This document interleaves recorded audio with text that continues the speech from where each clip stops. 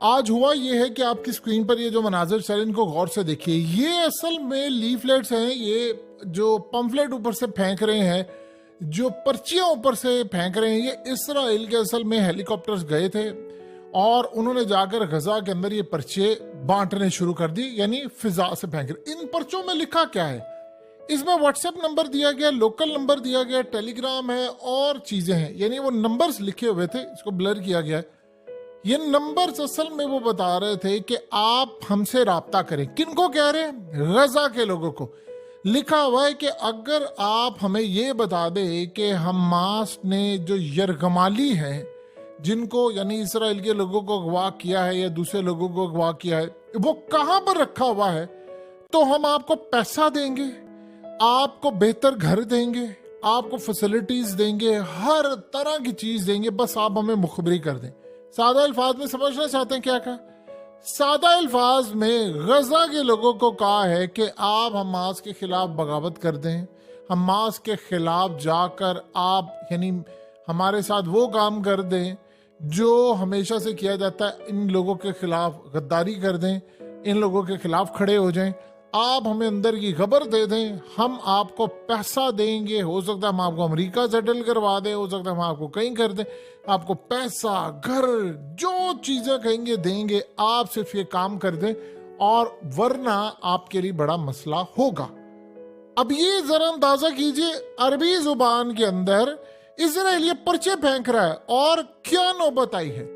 देखिए, हुआ ये है कि इस वक्त इजराइल के लिए सबसे बड़ा जो दर्द सर बना हुआ है वो ये हुआ है कि फ्रांस के आज प्रेसिडेंट आए हैं मैक्रन, और मैक्रन आकर इजराइल का साथ देने नहीं आए, समझिए, उन्होंने आकर कहा है 2 स्टेट सोल्यूशन, यानी फलस्तीन की रियासत भी रहेगी, इजराइल भी रहेगा। इजराइल तो कहते नहीं थे हमने तो फलस्तीन की रियासत नहीं रखनी, और आकर उसने कहा है कि ये लड़ाई खत्म करें, यानी वो असल में इस मकसद के लिए आया है यूरोप को रिप्रेजेंट करते हुए।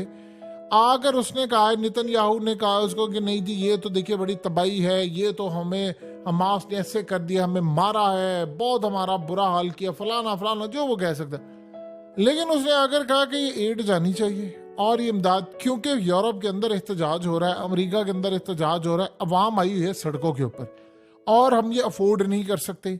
आपको फौरी तौर पर इसका सलूशन निकालना पड़ेगा, इस जंग बंदी को करें, इनके साथ बैठकर मामला तय करें, क्योंकि जो इस दफा आपने कर दिया है, आपने बिल्डिंग्स गिराई हैं, सोशल मीडिया का दौर है, लोगों को मारा है, बच्चों को मारा है, आप वहां पर अस्पतालों की बिजली चली गई है, आप वहां एड नहीं जाने दे रहे, आप चीजें नहीं जाने दे रहे, और सबसे बढ़कर फ्रांस के जो नेशनल थे जिनके पास इसराइल की भी नेशनैलिटी थी वो हमास के कब्जे में, और वो कह रहे इतने दिन से वो कब्जे में है और आप नाकाम हो गए हैं बुरी तरह उनको बाजियाब करवाने में, और आप ये कह रहे हैं हमने ग्राउंड ऑपरेशन शुरू करना है। उधर आप ग्राउंड ऑपरेशन शुरू करेंगे तो हो सकता है वो जो कैदी हैं वो भी मारे जाएं, और ये भी पॉसिबिलिटी है कि हो सकता है कि सारे तबाह हो जाएं और वहां पर हमारे बंदे मारे जाएं, हमें सामना है, क्योंकि पूरे मुल्क में नहीं पूरी दुनिया में आपके खिलाफ एहतजाज, और आपने बच्चों को मारा है, आपने बूढ़ों को मारा है, आपने मिसाइल मारे हैं, बिल्डिंग्स तबाह किया, आपने न जाने क्या कुछ किया है, तो आपने ये काम नहीं करना। अब सीन कुछ इस तरह से सामने आया है कि इस वक्त जो हालात पैदा हो गए हैं,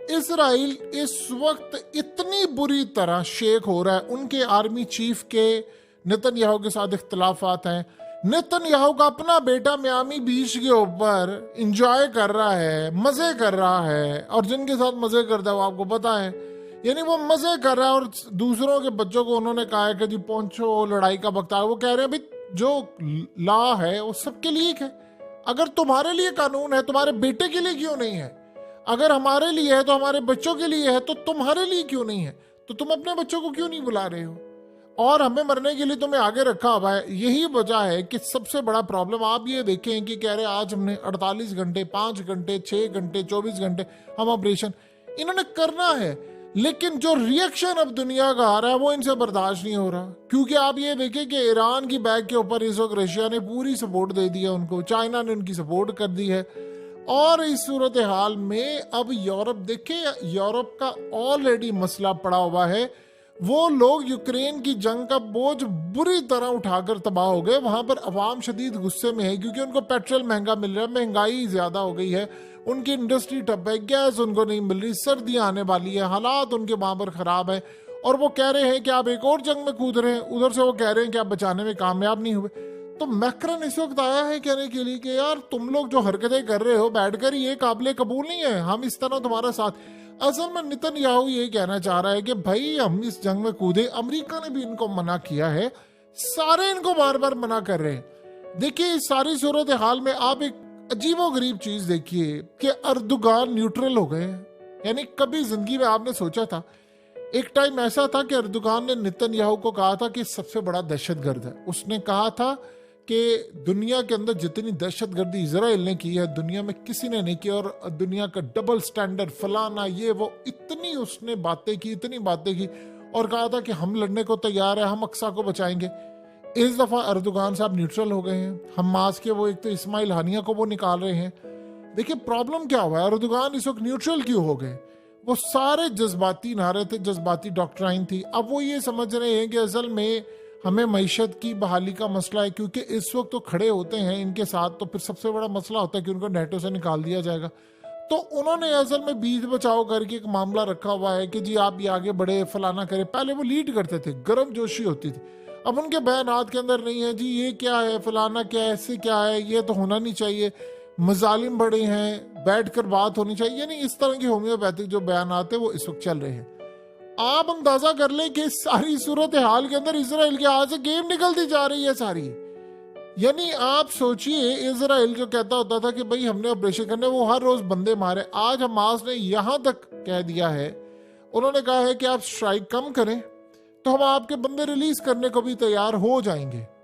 अब प्रॉब्लम ये आ रही है कि जो रिलीज होकर आ रहा है, जैसे एक खातून है रिलीज होकर आ रही है, तो वो आकर उसको, यानी वो लीडर ने उनसे हाथ मिला रही है, उनको कह रही है कि थैंक यू, तुमने हमारा ख्याल रखा, फलाना रखा। ये चीजें और ये मनासिर भी दुनिया के अंदर जा रहे हैं। अब ये असल में लोगों को लालच दे रहे हैं। अब देखिए लालच क्या है, लालच बड़ा है। वो कह रहे हैं कि आप हमें सिर्फ मैसेज कर दें और हमें सिर्फ ये बता दें। असल में अगर इसराइल स्ट्राइक करता है, जैसे पहले हुआ कि उन्होंने बिल्डिंगों पे जाकर स्ट्राइक किए, आम लोग तो मारे ही गए, उसमें जो कैदी थे वो भी मारे गए। एक बिल्डिंग के ऊपर किया, उसमें हमास के लोग भी थे और ये भी थे, वो मारे गए, सारे ही तबाह हो गए।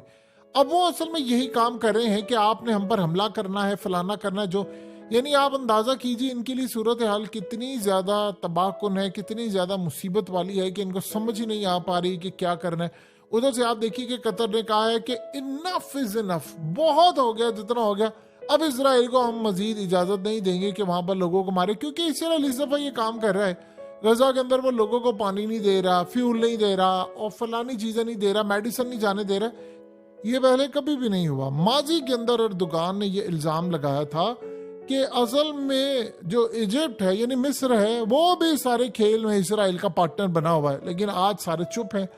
तो चीजें बहुत सारी बदल चुकी हैं। अगर मुसलमानों के लिए बदली हैं तो इसराइल के लिए भी बदल गई हैं। इसराइल का मसला इस वक्त ये आया है कि आप ईरान को देखिए, उन्होंने क्या बात की है। ईरान ने कहा है कि हमने इसराइल का इंफ्रास्ट्रक्चर बिल्डिंग्स तबाह नहीं की, यानी ये उन्होंने एक बड़ी धमकी दी। उन्होंने कहा कि हमने इसराइल की बिल्डिंग्स, इसराइल के बीचेस, फलाना ये वो, अभी हमने इनको मारा नहीं है, मिसाइल तबाह नहीं किया, क्योंकि फलस्तीनियों ने बाद में वो जाकर वहां पर रहना है। जब हमने इसराइल को फतह करना है और फलस्तीन को आजाद करना है तो फलस्तीनियों को हम लाकर वहां पर बसाएंगे, इसीलिए हमने उनकी बिल्डिंग तबाह नहीं की। ये बात उन्होंने कही। और इसका क्या मतलब है? इसका मतलब है कि उन्होंने ये कहा है कि हम आपको मार सकते हैं, बड़ी तबाही कर सकते हैं, नहीं करेंगे अभी, क्योंकि हम चाह रहे हैं कि लड़ाई जब होगी तो हम आपको बताएंगे। हिजबुल्लाह के बारे में आप ये देखिए कि इजराइल के प्रेसिडेंट ने ये बात कह दी है। उन्होंने कहा जी हम लड़ाई नहीं करना चाहते इनसे, यानी पहले उनका मामला और था, अब वो कुछ और कह रहे हैं। अब ये सारी सूरत हाल इस वक्त ये पैदा हो रही है कि इसराइल को जो सपोर्ट दरकार थी ना, असल में हुआ क्या था कि ये असल में इन्होंने 2021 में फैसला किया था कि हमने ये काम करना है, लेकिन बात तब वो फेल हो गए थे, तब रशिया बीच में कूद पड़ा था, पुतिन आ गया था, उसने कहा था कि मस्जिद अक्सा की जो डिमोलिश है वो तो काबिल कबूल नहीं है किसी सूरत। ये उन्होंने बात कही थी। इन्होंने कहा पहले तेनू फड़ी है ना, इसको तो पहले पकड़े ना, इसको तो लगाए ठिकाने। उस चक्कर में वो जंग छेड़ दी गई, और वो जंग जो छेड़ी थी यूक्रेन के खिलाफ, वो जंग हार गए और उसमें यूरोप भी सारा का सीटा गया। अब इनको समझ नहीं आ पा रही कि यूरोप भी कह रहा भी हम एक और जंग अफोर्ड नहीं कर सकते, क्योंकि अगर आप इस जंग में जाते हैं तो आप ये देखें कि जो पेट्रोल है वो तो $200 पर बैरल के ऊपर चला जाएगा। नहीं, पाकिस्तान में 700 रुपए का मिलेगा। आप बताइए, दुनिया अफोर्ड कर सकती है? पाकिस्तान नहीं कर सकता तो दुनिया क्या करेगी?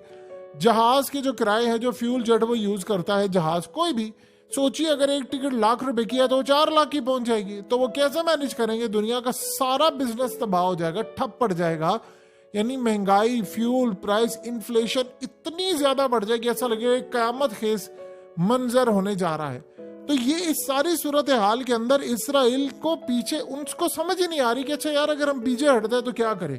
वो असल में चाह रहे हैं कि हम किसी तरह मारे, इन ग्राउंड ऑपरेशन करें। प्रॉब्लम ये है कि उनको समझ, इसीलिए वो पत्ते अपने फेंक रहे हैं, वहां से बर्चियां फेंक रहे हैं कि आप हमें सिर्फ गद्दारी कर दें इनके खिलाफ, मीर सादिक, मीर जाफर की तरह, जिस तरह उन्होंने की थी जब अंग्रेज आए थे तो इंडिया के अंदर ये मामला हुआ था। तो उन्होंने कहा आप भी कर दें, हम आपको पैसा दे देंगे, बहुत ज्यादा पैसा देंगे, बहुत चीजें देंगे, बहुत कुछ देंगे, लेकिन आप सिर्फ ये काम कीजिए कि आप सिर्फ हमें मुखबरी कर दें। अब आप देखिए इतनी बड़ी तादाद के अंदर आ रहे हैं, लेकिन वो असल में लोगों को ये कह रहे हैं कि आप लोग अगर करेंगे तो हम इनसे आपको बचाकर ले जाएंगे।